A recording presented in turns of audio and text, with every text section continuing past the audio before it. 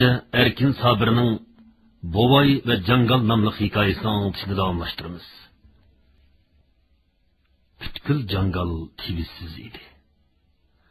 Bu jimjitlikqa qarang'ulik qo'shilib, Jangal texmi sirlik tus oldi. Bovay birdilla bo'rilar to'g'rilib o'ylab qoldi. Qardig'o hech qanday bir jonivorning izini ko'midi. Ammo ozuqning hidini olsa, ularni bu taraflarga kelmaydi deyilib bo'lmaydi. Bovay oqshom mo'miga men u bo'rilarni o'z vaqtida tiniqimni osimi necha kunlik yerga qechib ketgida qilib o'tgan deb po'atdi. Biroq uyda otgan po jangalda kerak keladimi? Bovay otning chulurini yana bir nechini silkidi. O chulurini har bir silkiganda o'zimi otga madad bermoqchidek oldig'i devinatdi. Biroq qilin qarda harvini aram so'rab ketayotgan otni qancha oldiratgan bilanmi bekor edi. Qarang'ulik hamma yerni biraqla qopladi. Yulduzlarning yo'riqida oppoq qor bosgan dalida kelgan izlarni yana ilg'i qilg'il bo'ladi. Lekin Bovay bo'ri jangilidan texi chiqib bo'lmayla yupurilib kelgan tuman hammani biraqla yutib ketdi. Bovay arvidan tushdi. Chunki ot quyuq tuman bosgan qarang'ulikda menga yurishdan zerikdimi, turibli to'xtab oldi. Bovayning uni qamchilg'usi yo'q edi. Yerib holi qolmayotgan otni o'zi xohlamagan tarafga urib haydash zo'rliq bo'ladi. Shunga arvidan tushib yetlab mangmoqchi bo'ldi. Otni yetlab xeli yagichi mangan bo'lsa-mu, kelgan yo'lni zodli topolmadi. Quyuq tumanda belgi qilgan daraxtlarmi, sanjib qo'ygan shoxlarmi ko'rinmaydi. O jangalning yiliqi bo'rimdan qo'qqan edi. O'ylamagan yerdan tumonga duch keldi. Bu tuman qachonlarda tarqar? Bovay goh menib, goh to'xtab atrofga qaraydi. Qaragan bilan hech nimani ko'gili bo'lmasa-mu, u bu harakatini yana takrorlaydi. Ehtimol tuyg'usi bo'yicha yo'lni topmoqchi bo'ldi. Bovay o'zining yo'ldan qandoq chiqib ketganligini o'ylashga boshladi. Aslida u kelgan yo'li bilan qaytgan emasmidi? Bovayning kallasiga bir xiyol keldi. U harvini burab, hozir kelgan yo'li bilan orqasiga qaytmoqchi bo'ldi. Shundoq bo'lganda u yo'ldan qiyib ketgan yerga boradi va qaytish yo'lini topa oladi. Biroq deb ikkilanib qoldi Bovay yana. Chunki jangalni tuman bosgandan tortib u bak uzoq mangdi. Yana qanchalik mangsa qaygan yerga yetalaydi. Ondan yana qanchalik mangsa bu jangaldan chiqib ketalaydi. Ongacha ot yerib mangmay qolsa-chu. Bovay o'zimi sovuqqa qanchalik bardostlik beralaydi. Shularni o'ylab Bovay bakli tengirqidi. O baya otni sol tarafga yetlab mangan edi.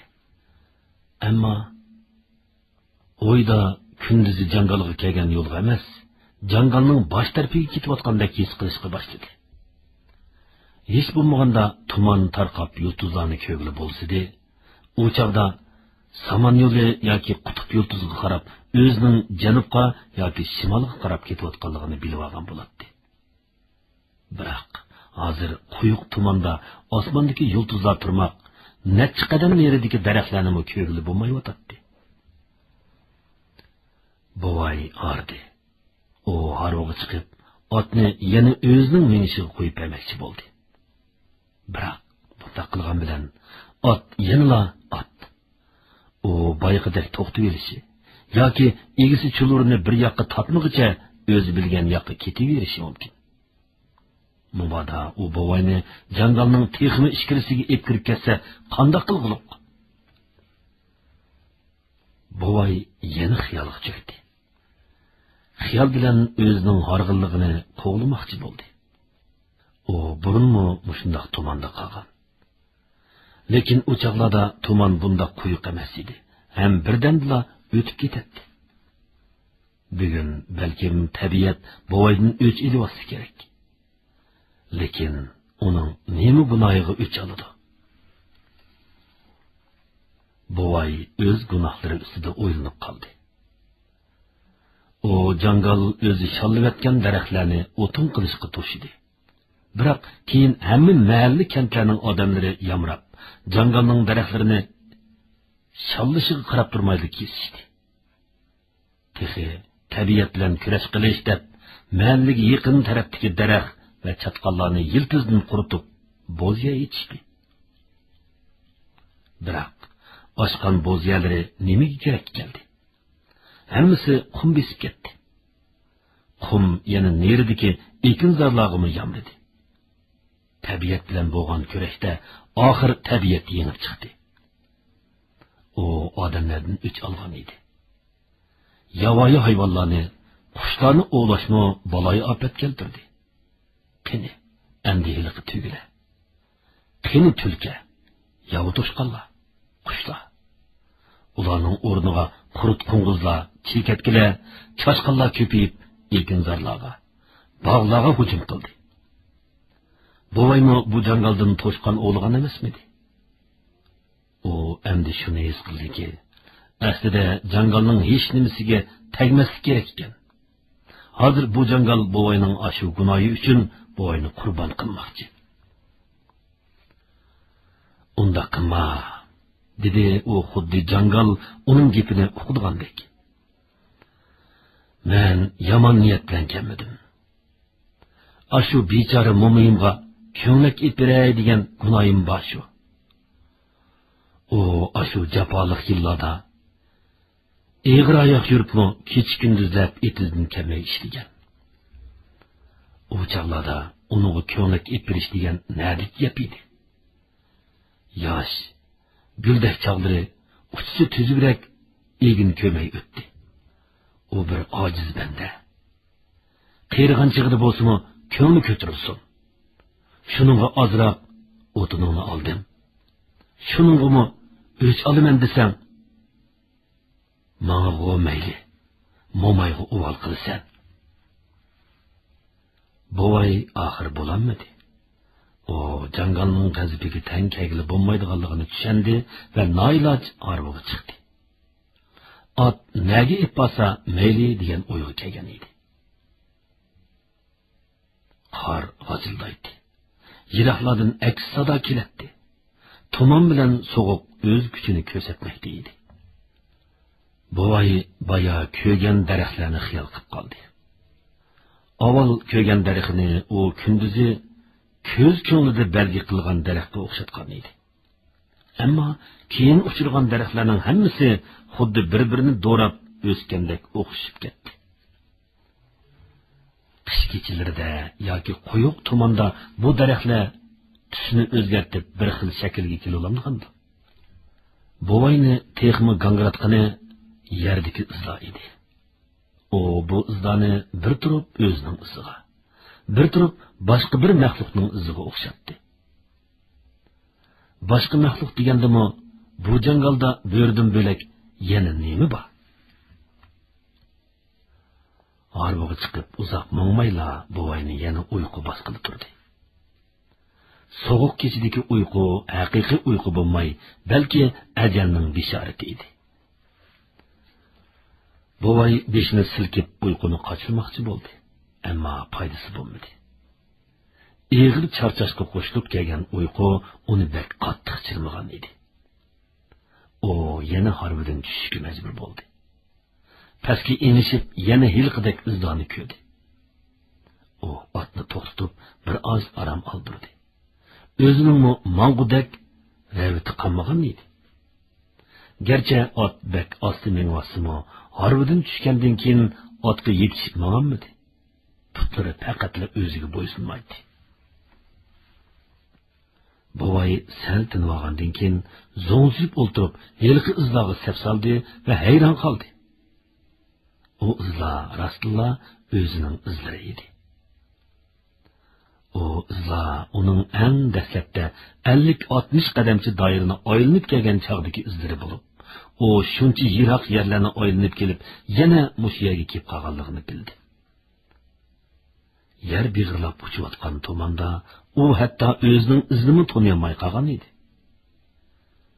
Shu taqda buvay go'r ichiga kirib qolgandek, bu go'r uning bilan tang yutkilayotgandek tuyg'uga kelib, ichi bakli siqildi. O barliq kuchini yig'ib, go'rning ustini ittiribla yetmoqchi bo'ldi. Ammo egizga so'zgan qo'llari bo'shliqda pulanglab qoldi. Uning bu harakatidan nervlarining kodin chiqayotganligi bilinadi. Nervlar kodin chiqsa, buvayning butun bir kundagi harakati bir cho'ng mag'lubiyat bo'lib qoladi. Buvay umrida mag'lubiyatga zodli yo'l qo'yib baxmagan. Bo'rilar bilanmi, bo'ron bilanmi elishganda g'olib kelgan. Bugunmi cho'qim g'olib kelishi kerak. Buvay hozir vaqt qaysicha bo'lganda deganni o'yladi. O tong etishni tilaydi. Tong otsa tuman har qancha quyuq bo'lsa-mu, yo'riqda harakat qilish osonlashadi. Biroq qish kechasi uzoq bo'lg'achqa, hozir jiq bo'lsa-mu, tun yerim bo'lganda deb faraz qildi buvay. Buvayning birdilla qor ustida so'zlab yetib olg'isi keldi. Biroq u o'zini tashlasla mangu qopolmaydiganligini his qildi. O amal ba harakat qilish kerak edi. U tirishib yurib putlarini siljitdi. Ketib qolgan putlar tasda midraydi. 20 minutlardan keyin buvayning badani bir oz qizidi. Putlarga asta-asta jon kirdi. O nishonsiz menib harbidan bir oz yiroqladi. Endi jangalda buvayning harakat shavqundan bo'lak hech qanday ovoz anglanmaydi. O birdilla o'zining aslushining yo'qlayotganligini sezishga boshladi. Dal shu chog'da aqlliq ot qattiq bir ishkini pushqirdi. Buvay sagaklashdi. Ot biror narsaning shapsini olmasa pushqirmaydi. Balkim bir to'p bo'ra yo'pirilib kelayotgandi. Yo'q. Agar bo'rilar yo'pirilib kelsa, ot urkib qochadi. Ehtimol bu aqlliq jonivor buvayning yo'qolib ketishidan ansirab uni chaqirayotgandi. Buvay to'xtab birdan tinib oldi. O tugishib ketayotgan nimanmi debmi o'ylab qoldi. Bo'lmasa arvadan yana nechqa yiroqlab ketdi. Shuning kasofatida arvaning qayoqda qolganligini bilolmay gangirdi. Dal shu chog'da ot yana orqa-orqadan pushqirdi. Buvay ozmay aramini tepib oldi va kelibla arvaning atrofini bir aylandi. Otning to'qsib qo'ygan joyidan yo'tkilib boshqa yoqqa qarab olganligini sezdi. "Nemishqa shunda qilding?" dedi buvay otga. "Gap qilsang-chi jonivor, yoki biror nishonni bayqadingmi?" Buvay biror nishonni bayqadingmi deb etib, shu onda bir ishni yodiga olgandek qildi. Ot tuman suzayotgan yo'lnishdan beshni qochirgandek qiladi. Albatta. Har qanday jonivor bo'ron yoki surilayotgan tumonga oldini qilib turmaydi. Demak, ot buvayga tumonning qayoqqa surilayotganini aytib bergan edi. Buvay o'ylanib tumonning eng avval orqa tarafdan yo'pirilib kelganligini esiga oldi va shu onda nishonni oydinlashtirdi. U harvoq chiqdi-da, otni tumanni surilayotgan yo'lnishga qarab haydadi. Buvay boyqadan xilli sagaklashib qolgan edi. O 30-40 minut, balkim biror soatdek mangandan keyin biror iz nishonni bayqab qolaman degan o'yda harbidan tushdi. Biroq putlari to'kilib bir vaqtcha o'ziga bo'y bermadi. U bak qiynaldi. Harbiga chiqsa putlari qitib qoladi. Uyqu bosadi. Harbidan tushsa bir hazongacha yerda senmaydi. Ammo u hamma qiyinchilikni yengish kerak edi. Ham shundoq qildi. Uning harakatlari tabiat bilan kurash qilish emas edi. Agar u tabiatga ochiqlansala, tabiat texmi qabiy usulda uningdan o'ch oladi. Buvay tabiatning o'ch ilishini burilib bilgan. U chog'larda buvay kalti qo'shiqning sepini tutqanmi bo'ldi. Saviya o'stirish uchun nurg'un gazitlarni o'qiydi. O'ginishlarga qatnashadi. Yig'inlarda aktiv bo'lib so'z qiladi. Shularning uning foydasi bo'ldimi? Bo'ldi. O'yinlarning o'tishi bilan oq bilan qarni ayrishni o'rganib oldi. Shundan keyin uning eğida paydin-pay shakllangani tabiat bilan kurash qilishning ziyinini bilishdan iborat nihoyat cho'ng haqiqat bo'ldi. Ya'ni odam yashayotgan tabiat dunyosiga tig' ko'tarsa va uni halok qilsa, o'zi nada yashaydi? Buvayning kallasiga sinib ketgan haqiqat dal shu. Ya'ni muhitni buzish oxirgi hisobda odam o'zini halok qilishdan iboratdir. Odamlar unchilik nima qiladi? Har bir odamning bu dunyoning hech nimasini o'zining qilib olish haqqi yo'q. Odam yashash uchun kerakli narsalarga erishsa bo'ldi. Hojatidan ortig'ini tabiatga qaytarib berishi lozim. Biz yashayotgan bu dunyo cheksiz olam bo'shlig'ida faqat bir to'shqindan iborat. Bu to'shqiga biz mehmon bo'lish uchun keldik. Mehmon o'z izzat ikromi bilan o'tmasa, dunyo uning qanday muomalada bo'ladi? Buvay o'z aqli bo'yicha ashundoq hukmlarni chiqardi. Ajaba, men ashu hukmlarimga amal qilmagandimanmi? Nayta og'inim ozroq o'ting'i shu, dedi buvay arvoga tikilgancha. U arvadan yana bir necha qadam yiroqlashdi. Enishib pastga qaradi. Ondan asta-asta keyni yenib arvoga chiqdi. Harvini bir pas haydab yana tushdi. Keyin u harvi izini bayqadi. Mushundoq chaqda buvayning heliqi tayg'allari bo'lgan bo'lsa, qanday yaxshi bo'ladi-da? İştigan aqlli jonivor. U safarga chiqqanda o'zi muhim deb bilgan daraxt tubi, ko'tak yoki tosh, chig' yoki biror tup giyohning tuyiga siyib belgi qilmaydi. Qaytadigan chaqda belgilarini purash orqali nishonni to'g'rilaydi. Hozir shu tayg'allar bo'lgan bo'lsa, buvayga yo'l boshlab mangan bo'ladi. Biroq hozir buvayning tayg'allari emas, mahallada biror qo'tir ishni yo'q. Odamlar necha yil ilgirla ishmushkani biroqla g'oyib qilib o'tdi. Jangalning yiroq yaqindagi yovvoyi hayvonlarmi yo'q edi. Buvay birdilla yo'tilib ketdi. Yo'taldan keyin xiligacha koni xirildi. O'ksimi ko'krak qapsiga patmagandek yo'g'nab ketayotgandek sezildi. U endi sovuqning ichiga o'tayotganligini his qildi. Qirin po'paykisi va qo'y terisidan tikilgan juvisi endi uning badanidagi haroratni saqlay olmayotdi. Yelimi uzoq kiygan juva bu. Ballarning maylichi bo'lganda uni allaqachon tashlab o'tgan bo'ladi. Nekandagi juva bu. Tashlab palto berayli, deydi tixi. Palto deganni jangalda kiygil bo'ladimi? Putudagi o'tikmi balalar yaratmaydi. Paytim yurgab o'tik kiyib yuradigan chog'lar ketganmish. Agar mushu o'tik bo'lmaganda bugun uning putlari nima bo'lar edi? Buvay harvidan tushib, putlarini bir-biriga urib isitmoqchi bo'ldi. Biroq ketib qolgan putlar uningga faqatli bo'y bermadi. Sovuqning kuchi dahshat bo'lib o'tdi. Buvayning quloqchisining oldi tarafini va yoqalarini qirov bog'lab ketgan bo'lib, yoqining eg'iz atrofidagi mo'ylarida muzlar shiqlaydi.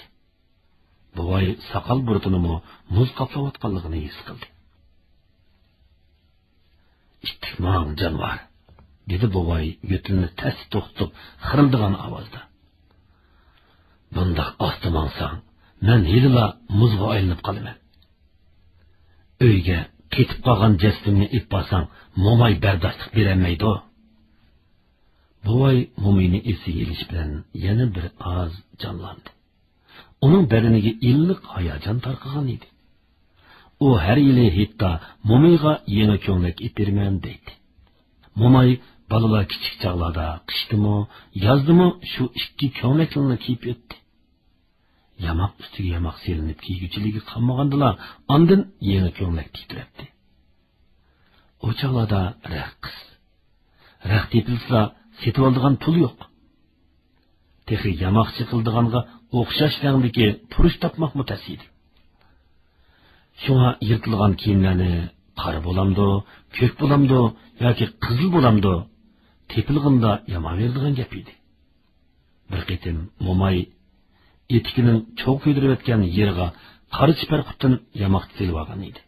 Shu chog'da buvay: "Balli xotin, yetib ketmay deb o'zingga belgi silib olsan-da", deb kulib ketdi. "Ay, men nega yetib ketdim? Bu sat turqum bilan", dedi Momay mükülüp. "Chiroyli bo'lsang, yetib ketadingmi sen?" "Nimandaq sat gaplar bu?" Momay xafa bo'ldi. "Men yetib ketsam, sizlar bolalar bilan qanday qildilar?" Bovay uning gaplaridan suyundi. Albatta, Momayning bovayni suyundirgan gaplari jiq edi. U burunla bovayga kuyinatdi. Bovay xafa qilib qo'ygan chog'lardimi, yana uning g'imini yeydi. Keyingi chog'larda turmush yaxshilandi. Bovay ashu qiyinchilik yillarda o'zi bilan mo'rini mo'riga tirab, yo'qni boqilib, balalarni biriga qatorga qo'shgan Momayni biror qitim xush qilmasa qandoq bo'ladi? Bovayning pul topqudak o'niri yo'q edi. U o'tin to'shishdan qolgandan keyin jangallarda ishlab yurdi. Lekin topgan pullari uyning etim chiqimlaridan oshmaydi. Mana endi hamma narsa. Yuqorida Erkin Sabirning Bovay va Jangal nomli hikoyasini anlatdik. Oxirini davomli anlatamiz. Nur Muhammad Abdurahim o'qidi. Anglishga tayyorlovchi muharrir Yar Muhammad Tursun. Mas'ul muharrir Ömerjon Baqi. Nazoratchi Azargul Qosim. Alg'uchi Ruqiya Yidoyi. Shuning bilan bu qitimqi adabiy anglitishimiz tugadi.